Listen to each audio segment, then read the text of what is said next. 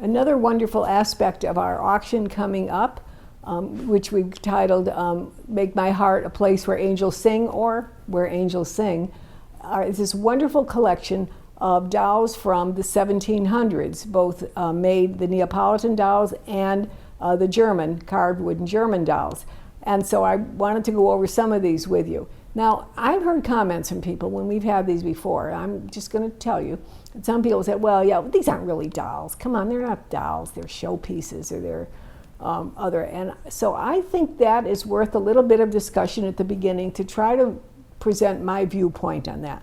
And in doing this, I found this wonderful quote. The Art Museum, the Kimball Art Museum in Fort Worth, Texas, had a fabulous display of these dolls, not these, but Neapolitan dolls, in 2008. And they wrote a foreword to it, and I wrote the quote down of what they had described them. They called these dolls a grand distraction for a population at play, a toy of the elite. So here is an art museum calling them a toy of the elite, at play, dolls at play. And I'm going to go into more of this later, this whole concept of it. So I just wanted to prelude talking about them by giving you that information. So if you don't think that these are dolls, well, you probably shouldn't watch this, but maybe you will and hear my viewpoint and we'll have fun, because isn't that kind of what it should be about? So in 1734 to 1805, 1734 to 1805 is considered the golden age of Naples, all right? And this was, they had an artistic apex, a cultural, intellectual, artistic apex that was only rivaled by Paris. And I mean, throughout Europe, they were considered the place where if there was anything artistic about to happen, it was there, in marble and stone and carvings and in thinking and philosophers. And this was really important. They had a couple other things that worked to develop the whole notion of this whole bevy of dolls. First of all, they had great wealth. And they had people who had a desire to show that wealth, to brag a little bit, to show the guy next door, I got more than you do, I've got more toys than you do, I've got luxury, I've got finer things than you do. And they made no bones about it. So there was a great deal of that type of thing going on. Secondly, there were marriages that took place at that time between Neapolitan royalty and European royalty. For example, and that brought their influence with them. And for example, there's a wonderful quote. In 1789, King Carlos of Naples, who had married his Saxon-born wife, Maria Amelia, this history that was written at the time in 1789 noted that she loved to sew costumes for the dolls of scenes. And then, to quote the book, the king also amused himself in the idle hours of the day with his royal hands, molding and baking little bricks, shaping the stable, designing the background, putting the statuettes in their place. He played dolls. That's what he was doing. He was furnishing a dollhouse. He was making scenes with his dolls. Yes, it became part of the whole court environment, all of that. It was very, very interesting how that was done. And it's one of the things that led to this whole development of this industry. At the same time, this was going on in Germany. So we tend to think it was only Neapolitans and then later, but no, it was all over Europe. Germany, for example. And there was a very, very well-known, important at the time, called Mon Plaisir. It was a doll mansion of the Princess Auguste Dorothea. I have to make the notes because I won't never remember these numbers. This spread that she made, this vignette, it had over 400 dolls and 2,670 pieces of furniture to represent everyday life in the village. It was just like what was going on in Naples, and it was all at the same time. So this was a tradition all over Europe, made in different ways, but with basically the same theme. I wanted to ask you then, so does this fit into doll history? What is the correlation with other things of doll history? Why do I continue to declare that these are dolls? Other than the fact that they're figures, human figures, they're wearing clothes, the clothes are not molded on them for the most part. They have articulation and posed bodies. So What's the story behind this? So here I made a list of what I consider the correlation with other dolls. First of all, there's a question. This is really fascinating because I was talking to you just a few minutes ago about who might have designed the original Brew head. And there's a lot of question about who made these dolls. And who made them usually comes down to who carved them, who sculpted them, who was the designer of them. Now, we know for the Neapolitan dolls, we know some of the artists, but how do we know them? Mostly conjecture, let's face it. A few of them have been found with names incised inside the shoulder head, but very, very few. So if you're able to identify one because of records that were kept or because of a signature, sometimes you can take characteristics of that piece and then apply it to the others and say, okay, so this was John Brown, then this one was John Brown. But those are conjectures. Those are what I do in my cataloging attributed to. And that's the best you can do, unless you actually have documentation. And hey, I don't mind this because I find when you have a name you can pin on somebody, that this doll was made by Betty Smith and this was made by Helen Brown, you'd think automatically that connotes value to that doll. And it doesn't. There's so many other things to consider. The condition, the quality, the beauty, the comparison of the doll that Betty Brown made on Sunday when she was feeling at her artistic high and the doll that Betty Brown made on Thursday afternoon when she was exhausted. That's it. Those are totally different. We need to start judging our dolls, our pieces of art, which is what they are, by the value and the beauty of each one, and not according to who necessarily made it. That's my little sermon for today, okay? So, one of the parts about doll study and doll history that I'm constantly fascinated with, and I delve into it, and if you've seen a lot of my videos, you're probably tired of hearing me talk about it, but I really think it's so important, is the evolution of doll history, not only over a period of time, but comparing it to what else might be going on in society at that exact moment, and what else might be going on in the production of similar playthings in other cultures at the same time. And so that's one of the reasons that I keep talking about these things. What was going on in Naples? What was going on in Bavaria, in Germany, in France, in England? There were all of these different concurrent things going on at the same time, and then 100 years later, if the objects themselves had changed, did the formulas remain the same? Did how things happen remain the same? So I want to tell you that this is, we've been going a lot in French history lately and German history, trying to find out who sculpted some of the bisque dolls that we all revere so much. And I talked to you about who might have sculpted the Brew head. Well, how about Émile Gemot Triste, that we believe is sculpted by Carrier-Belleuse, the very, very famous French sculptor. How about the German art characters by Cameron Reinhardt, that we now know some of them were sculpted by Luan Funk, the very famous German sculptor. And the question comes to mind, well, if these people were so famous, why wasn't their name attached to these dolls? Why didn't they promote them? Or why didn't the firm promote them? Well, the answer is very simple. Dolls were playthings. They were not fine art. And yet these sculptors had to find a way to feed their family. So they would take these commissioned works that were considered basically commercial. And they would take them, but one of the conditions would be that the manufacturer would not use their name. And secondly, that they would certainly not promote it themselves because it wasn't going to help their reputation within their heady fine art field where they really wanted to be. It was a way to feed their family.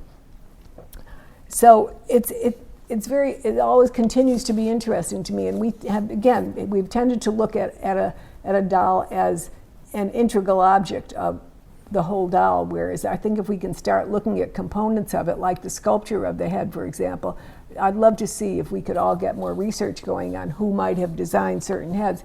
And these Neapolitan dolls, I know as I'm talking, he's showing you a variety of their facial expressions. But honestly, every time I handle them, I have never seen anything like it in my life. They are so extraordinary. I grant you some of them you probably wouldn't want to have dinner with, kind of mean looking. And but they're regal, they're elegant, they're handsome, they're proud. So many of them have this proud. They're the peasants that are wearing poor clothes, but they have such pride on them, and they're just extraordinary. From not only the actual sculpture of the head, but from the way that they're posed and the way the costumes around them. So I wanted to tell you something. I talked before about the brew company, and that's one of the reasons I wanted to start with that, because I pointed out to you, as I have a number of times, that until you come along to certain firms, some of the German firms later, and basically Jumeau at the end of the century, and then of course some of the American firms into this century, basically dolls are a system of gathering parts and pieces from other places and putting them all together and then marketing it under that person's name. And this was an example of the Italian Neapolitan dolls that were made. For example, in the production of them, there was definitely a division of labor, just like there was in the brew firm when he made his brew bébé. There would be a model that would be sculpted by one person. There would be, let's stick with the Neapolitan for now. The head would have been modeled by one person, many of which we don't know who that artist would be, most, in fact. The terracotta, of which their heads were made, would be cast by another person. The painting would be done by still a third person. The wooden limbs would be created by another firm or small studio. The posable armature body would be done by someone else. The costume, the jewelry, the accessories, all of these were then put together, acquired from other people, and sold and presented by a particular studio, but many people contributed to their work. One of the other things that is, to me, a fascinating correlation with other dolls, let's talk about, well, compared to the French fashion that came along later on, was how materials became important. The use of certain materials became important. Many of the sculptors that worked on these Neapolitan dolls worked in ivory, worked in carved wood, worked in other expensive stones. And guess what? Terracotta. Well, that is less expensive. So if they were going to make pieces that could have a lower price point, that's what they were going with. So what came along was the introduction of the terracotta for the use of these heads. I will tell you from experience in cataloging these pieces, there's very often, I'm cataloging, I'm saying, this is not terracotta, this is wood. I know it's wood. And I'm very surreptitiously kind of try to get under the costume enough to see. Sometimes it's almost impossible to see, and it's impossible to almost tell the difference. So they were absolute works of art, but they were able to be made at a much, much lower price point than if they had been carved of wood or of marble. The other thing that they did, and boy, follow this along, bodies. What did I keep talking to you about before in the brew, the bodies? This was a development of the articulated, posable body. Now think how important that is, because if you have that's why I say they're dolls and they're not statues. Their bodies can be articulated. They were designed to be posed. And that's one of the things that make them so interactive, and that these wonderful scenes can be set up with them, is that their legs and arms can be moved, so they can have their body in different positions to fit in with the scene that they are in, and that's very, very important. And of course then the costuming is all a completely different situation, which is even more to the point. Now, a lot of people said, well, the costumes weren't designed, they couldn't take the costumes off. But you know what? Why can't you call these dolls because you think you can't take the costume off? Number one, you could take the costume off. You wouldn't have done it any good, but you could have taken it off. But that was the way dolls were made at that time. You look at any other dolls that were being created at that time, it was designed to keep the costume on permanently. I kind of think we have to ask ourselves something. Did the function of a doll change in society over the century? Are we looking at these things through our 21st century eye and saying, oh, this isn't designed for play. But play can mean a lot of different things. Isn't the only constant function of play to spur the imagination? The way we play changes over time, but the role of play to fantasize, to create a dream world, to imagine, sometimes even to help escape from the life you don't want to know about, even for a few minutes, that remains the same. That remains the absolute same, whether you were a child in 1700 or a child in 2024, or an adult during the frenetic glory days of Naples, or in the turbulent days of today. The function of play has always remained the same. It's just our role of how we define play changes. I have sometimes studied, like in the French style, which I've done more study on probably than other categories, and how important it was, because little girls were so proper at that time, and they were designed to maintain their dolls as very, very proper during that time. They didn't play with them like, say, American kids of 40 years later did in America, when they were dragging their doll around and having a good time with it, the Schoenhut dolls and the Martha Chase dolls. They treated it almost with reverence, almost like a little statue, but that was play to them because it spurred their imagination. So I think it's time to stop attaching our conceptions of what play is to other times and assume that because that isn't what we would, quote, play with today, that it is not a playful object. This is an extraordinary collection. Scenes of life. The other thing it does is it talks to you about changing cultures at the time. One of the things that the Neapolitan dolls have, probably more in abundance than the European dolls, although that came along about 50 or 60 years later in France, was the attention to other cultures.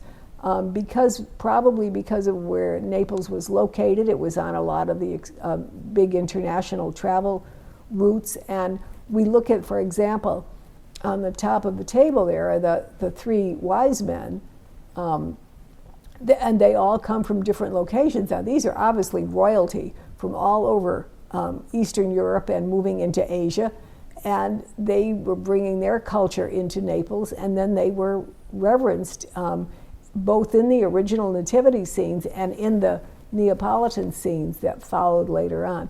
Remember that the whole Neapolitan doll vignettes that were made were a far cry from what had first appeared several centuries earlier, which was a celebration of the nativity scene.